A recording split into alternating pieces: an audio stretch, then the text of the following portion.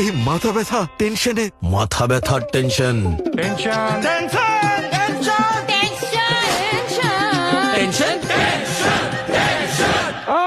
তেল আনো হাকিম, তেল আনো।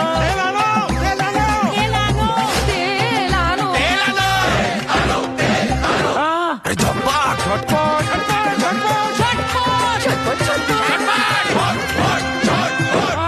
না, যেন তেন তেল নয়, রেড কিং টিউব वाला তেল।